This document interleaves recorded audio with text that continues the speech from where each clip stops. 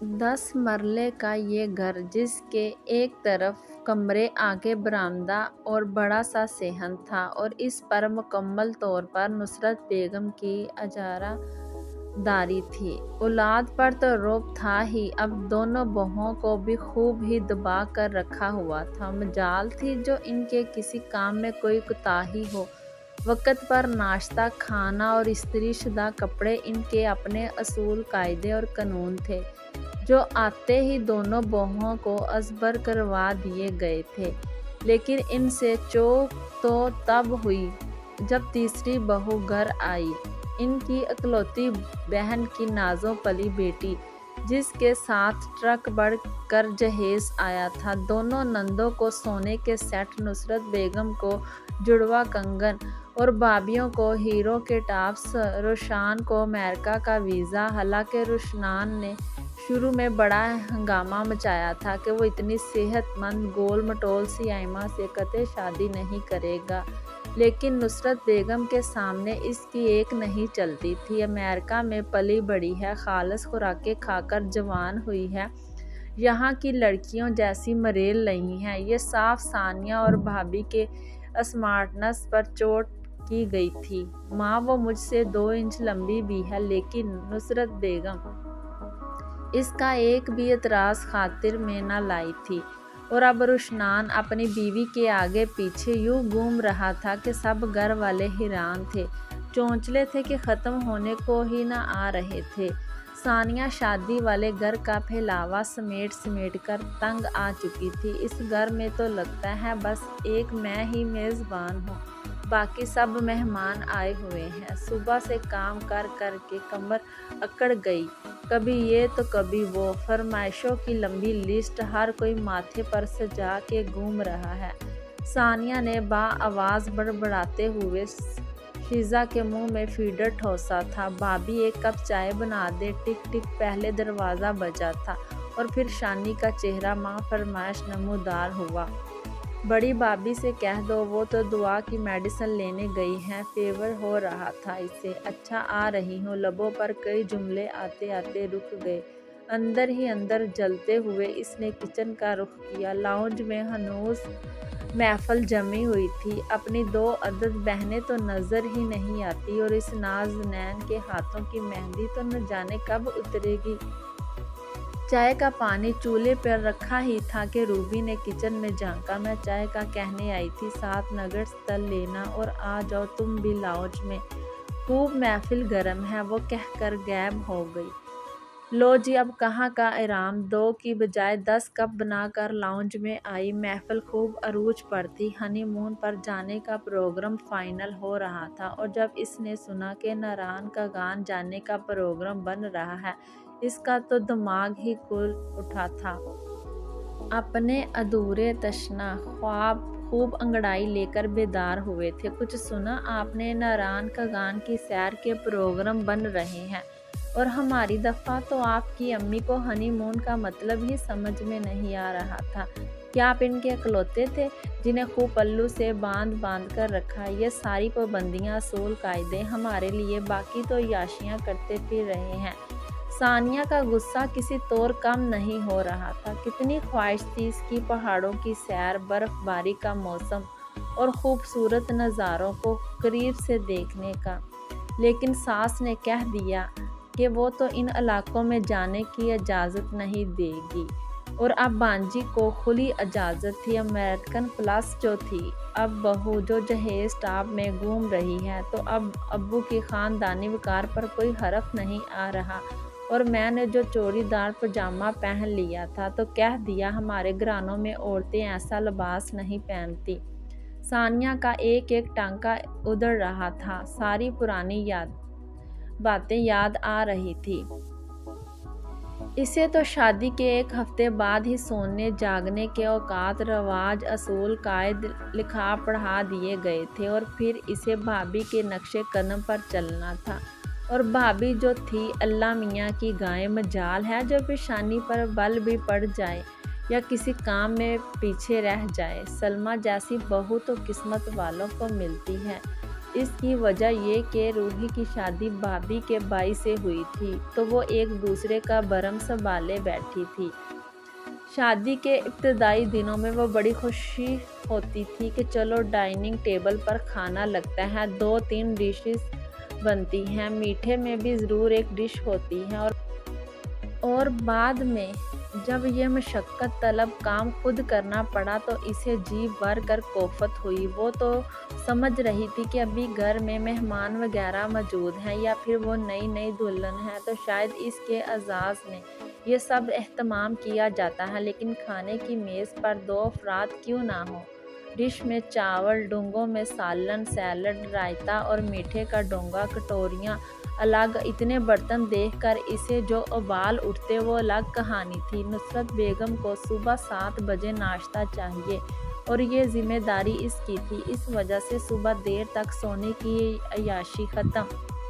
پھر بڑی نند نے پوچھ لیا سلائی آتی ہے؟ اس نے جٹ نفی میں گردن ہلائی کہ یہ تو آبیل مجھے مار والا معاملہ ہے، لیکن روحی تو کہہ رہی تھی تم نے کورس کر رکھا، پر بعد میں پریکٹس نہیں کی تو بھول گئی۔ اس نے بامشکل جان چھڑائی، لیکن نازی کو اپنی منوانے کی عادت تھی تو اس میں کیا مشکل ہے۔ گڑیا اور کرن کے کپڑوں میں پریکٹس کر لینا، نہ صرف مشورہ دیا بلکہ اگلے روز 2 شاپر بھجوا دیے۔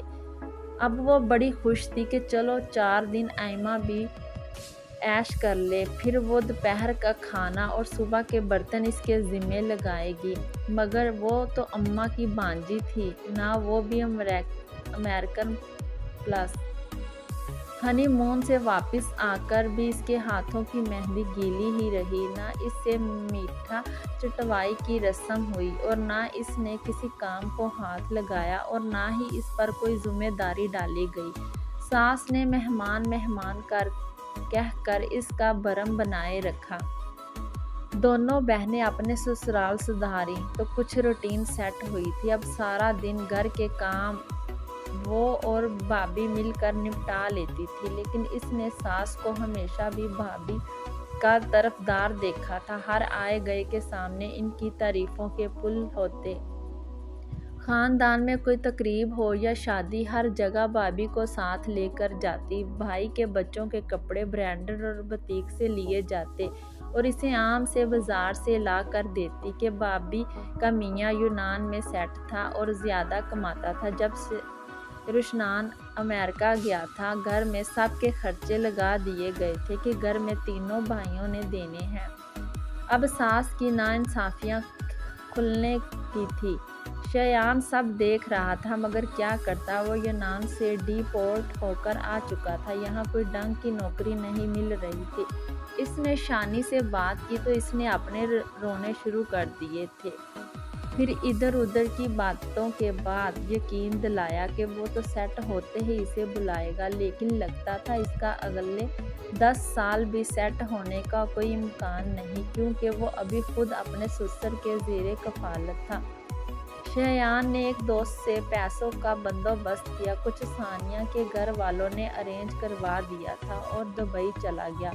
بھائیوں اور ماں سے اس کا دل بہت بدظن ہوا۔ یونان سے 7 سال اس نے کما کر جو بھیجا تھا وہ نصرت بیگم نے دونوں لڑکیوں کو ٹرک بھر کر جہیز دے دیا تھا یا پھر اپنے جوڑے زیور اور کھانے پینے کی عیاشیوں میں اڑا دیا تھا۔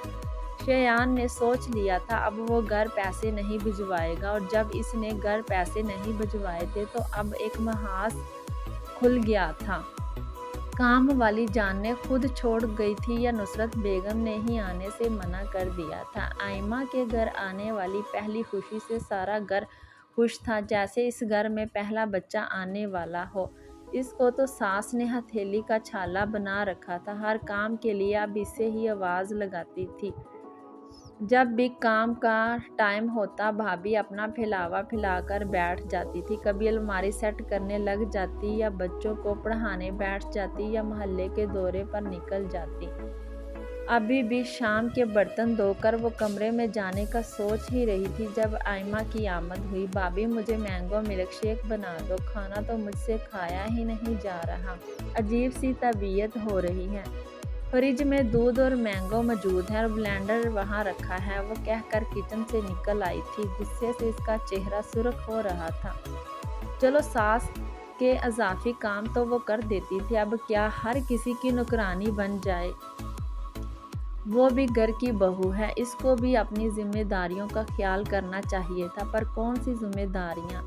नुसरत बेगम ने तो इस पर कोई जिम्मेदारी डाली ही नहीं, तो क्या वो इतनी बेवकूफ़ थी? इसे खुद ये हैरत हुई और अगले ही लम्हे इसने फैसला कर लिया कि इसे अपने हक के लिए उंगली टेढ़ी करनी पड़ेगी।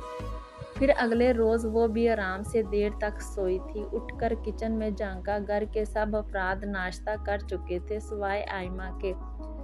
वो शायद इसके उठने का इंतज़ार कर रही थी, लेकिन इसने भी अपना और शीज़ा का नाश्ता बनाया और लेकर कमरे में चली आई। ये बर्तनों के ढेर को नज़रअंदाज करते हुए इसने महज अपने बर्तन धोए थे और फिर तो गोया ये सिलसिला ही चल निकला था। एक एक करके इसने सारे कामों से हाथ खींच लिया था। घर में कोई भी ना बोला, इसलिए कि जब मासी निकाली है नुसरत बेगम ने तो फिर सब अपना अपना काम खुद करें। सानिया के दिन भी फिरने वाले थे, क्योंकि इसके शोहर ने दुबई में कदम जमाने के बाद अपनी फैमिली को दुबई बुलवाने का फैसला कर लिया। नुसरत बेगम ने खूब वावेला मचाया, पर इनकी एक ना चली। आयमा की ज़िंदगी के भी सुनहरे दिन अब नुसरत बेगम को बोझ लगने लगे। बड़ी भाभी अपने मोड़ की थी, सानिया के जाते ही उन्होंने भी अपना किचन अलग कर लिया। यूँ घर की सारी जिम्मेदारी अब नुसरत बेगम के सर आ गई। आयमा कोई काम ना करती थी, ना इसको आदत थी। घर हर वक्त गंदा रहने लगा। नंदों को भी प्रोटोकॉल मिलना बंद हो गया। आखिर इनकी खिदमत अब कौन करता? सानिया तो थी ही नहीं। यूँ जहाँ सानिया की ज़िंदगी में दुबई आकर सुकून आया, वहीं नुसरत बेगम उलझ गई। अब इनको रह रह कर सानिया की कदर आ रही थी कि उन्होंने सानिया की परवाह न की। सानिया के शोहर ने ही अपने बहनों की भी शादियां की, लेकिन सानिया ने आज तक न जतलाया था। बेटा बेरोजगार क्या हुआ? नुसरत बेगम ने तो आंखें माथे पर रख ली, गोया वो हमेशा से मुफ्त की रोटियां तोड़ता आया है। सानिया की कदर नुसरत बेगम को बहुत देर से आई। सानिया ने गुड़िया और किरण को स्कूल डाला और खुद भी टीचिंग कर ली। जिंदगी और आसूदा हो गई। दोनों मियाँ बीवी मिलकर कमाने लगे। नुसरत बेगम बस आह भरती रह गई कि उन्होंने हीरे की कदर ना की।